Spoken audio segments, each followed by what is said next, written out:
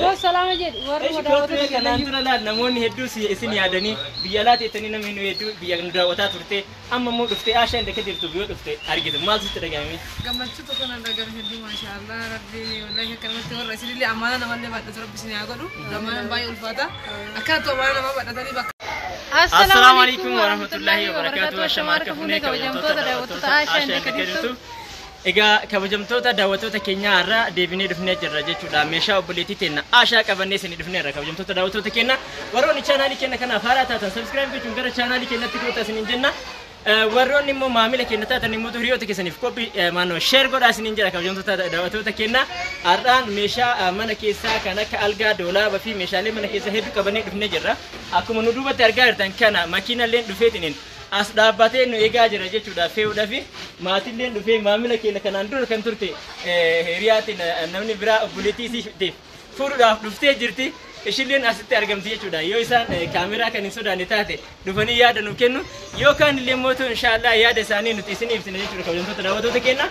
Aashaan akka jirtu bira dhuftanii wanni dhabdan hin jirtu. Akkuma san immoo meeshaalee baay'ee qulqulluu ta'e isin dhiyeessina. Kanaan dura bakka haala adda addaatiin challenge adda addaatiin isin dhiyeessaa turre. Yeroo ammaa kana garuu ofii keenya mana farniicharii bannee suuqii adda addaa dhiyeessinee meeshaalee biyya keessaa fi biyya alaa hunda isin dhiyeessuudhaan argamna jechuudha kabajamtoota daawwattoota keenya.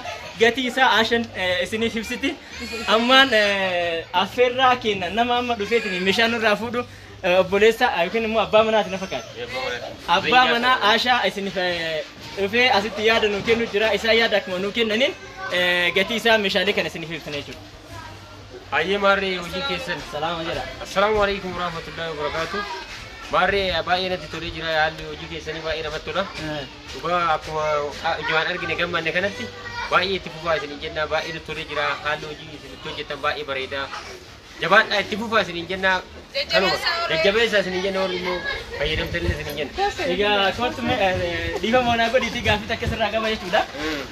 Meeshaa kana yeroo dura dhageettu jechuudha. Dhageetti fi eega dhufteen booda maaltu sitti dhagahame? Meeshaa kana akkamitti argitee Aashaan akka jirtu immoo akkamitti dhageesse? Eega dhageesseen booda yeroo dhuftee argite immoo maaltu sitti dhagahame na heesse? Ani jechuudha yeroo duraa wanti kun yoo haasamu waa'ee beektaa kuballeen qabu. Baruu fardaa farreedha siin jedha yoo bira qaamaan bira ga'ee argu baay'ee adda tokko waan gammachuu adda tokko natti dhagahame baay'ee namatti tola isin jechuu barbaada walumaa galatti. Ani egaa kabajamtoota daawwattoota keenyaa guddaa galatooma Zaaraalleen maamila keenya turte meeshaa kanaan dura nurraa xalabatteerti jechuudha. Amma immoo dhuftee akkuma isin argaa jirtan kana asii meeshaa obboleettii teenya Aashaa fuudhuudhaaf isii wajjin maatidha. Isiidhaaf immoo nu fiddee dhuftee ishee amma isillee yoo yaada kan nu kennitu taate yaada nu kenniti jechuudha Zaarani.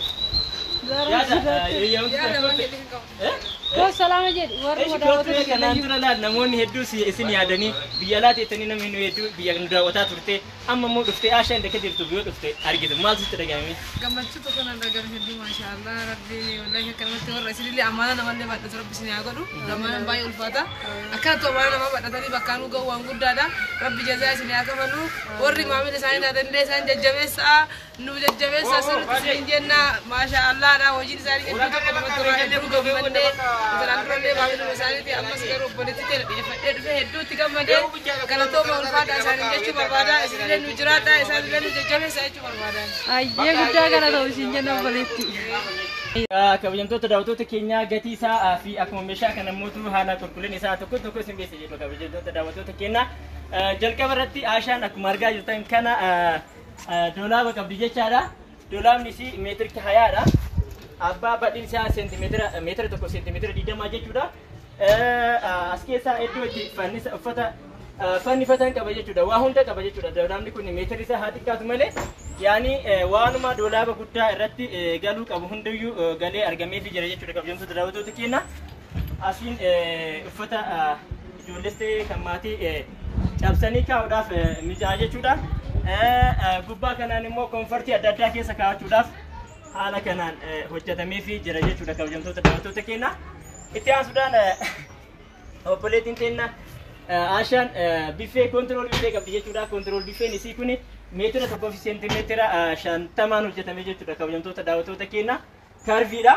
Asirratti karvii qaba jechuudha. Akkuma san immootu keessa sheelfii isaa guutumaan guututti madardara isaa jechuudha yookiin sheelfii isaa MDF irraa hojjannee galchineefii jira kabajamtoota daawwattoota keenya.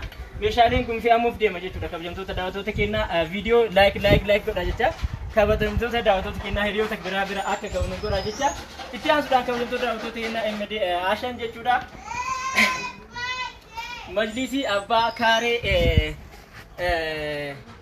kudha lama qabdi jechuudha. Kaareen 12 ol ka'insi isaa abbaa tiknasii lafarraa ol abbaa 20ti. Akkuma argaa jirtan kana majlisii baay'ee kwaalitii ta'ee fi akkuma san immoo sadarkaa isaa kwaalitii tokkoffaa ta'een isinii hojjetameef jira jechuudha kabajamtoota daawwattoota kennaa. Inni kun ol ka'insi isaa lafarraa 20 isiniin jedhee jira. Waagaan isaa qarshii 8,500 jechuudha kabajamtoota daawwattoota kennaa. Yeroo baay'ee majlisii tokkoffaa lammaffaa sadaffaarraa jedhamee isinii hojjetama. Haala saniin tokkoffaarraa kun haala kanaan akkatti hojjennee fi mana isii bifa kanaan bareechinee fi jira jechuudha. Warroonni ajajattuu barbaadan lakkoofsa bilbilaa kennaa duwwaa 977 69 jechuudhaan fuula iskiriinii chaanaalii kennat irratti isinii laxafna achirrallee argachuu dandeessan jechuudha.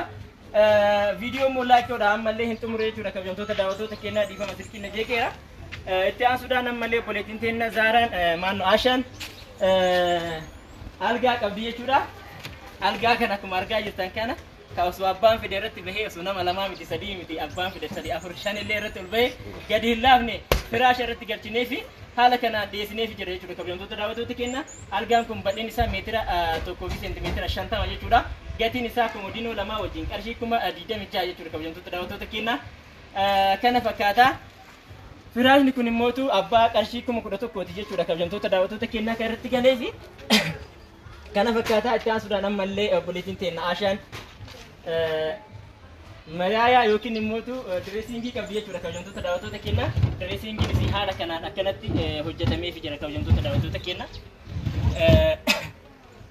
Kana fakkaataa asitti mastaawatiin hin galle mastaawatiin dhufaa jira jechuudha kabajamtoota daawwattoota kennaa.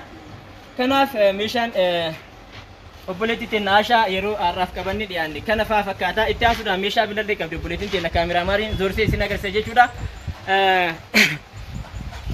Innis immoo kabajamtoota daawwattoota kennaa akkuma argaa jirtan kana obboleettiin teenna asiin immoo maal qabdi jechuudha. Ashaan teessoo TV qabdi jechuudha. Teessoon TV akkuma argaa jirtan kana fakkaataa. Abbaa inchi 45 irra kaa'uu hin danda'ama. 55 irra kaa'uu hin danda'ama kabajamtoota daawwattoota kennaa gahaadha jechuudha. Inni kunis qarshii 15,000 hojjetameef jira kabajamtoota daawwattoota kennaa. Meeshaan obboleettii teenna Ashaa har'aaf qabannee dhiyaanne kana fakkaataa. Ani kana keessatti wanni isiniin jechuu barbaadu kabajamtoota daawwattoota kennaa. Meeshaalee kana dhiyeessuudhaaf yoo xiqqaate gara ji'a tokko yookiin ji'a 2 caalaa nu fudhateera. Meeshaa kana dhiyeessuun bu'aa baay'ee qaba. Kabajamtoota daawwattoota kennaa meeshaan kun nu bira qofatti hin hojjetamu. Meeshaan farnijariin guutumaan guututti nu biratti hojjetama. Majlisiin boondidiin nu biratti hojjetama. Meeshaalee mana keessaa warroonni qabdan immoo kan suuqii kennatti argamu suuqii kennaa isinii dhiyeessina. Kan suuqii kennatti hin argamne immoo iddoo biraatii binnee isinii dhiyeessina jechuudha kabajamtoota daawwattoota kennaa.